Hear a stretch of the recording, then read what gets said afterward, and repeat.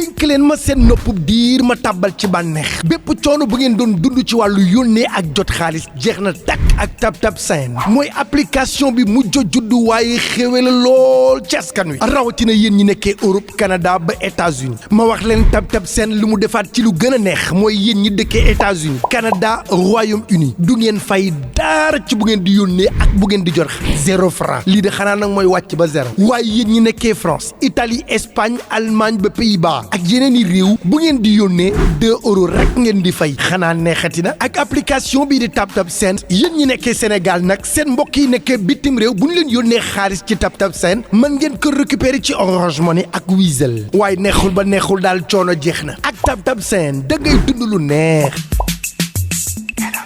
là-bas yow xam nga ñun ñëpp fa nekkoon ñu ñëw attaquer le maire donc nañu may jàmm kii c'est un boss day liggéey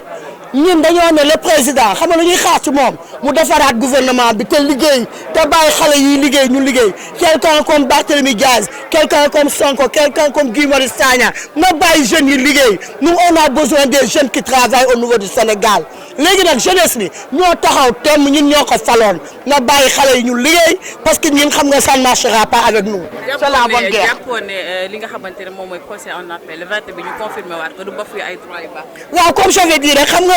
vous vous rappelez la fois passée on était là bi ñuy convoqué on avait dit qu'on va aller répondre en tant que maire de la ville de Dakar kon nag askan bi moo choisir. ndax keroog bi ñuy convoqué ñoom mosuñu xalaat ne ville de Dakar dinañ ko gagné te ville de Dakar je te le jure tant que Barth doyalul du ci wàcc te xoolal ñu ngi xaar leneen pour Khalifa nekk président wala Sonko nekk président on est derrière lui. Barthélémy c'est quelqu'un intouchable ñun toujours la jeunesse ñu ngi si derrière Barthélémy gis nga maire buy liggéey waxuma la maire sax en tant que honorable en tant que maire ñëpp xam nañ ne Barth liggéeykat la commune am rek wane na ne.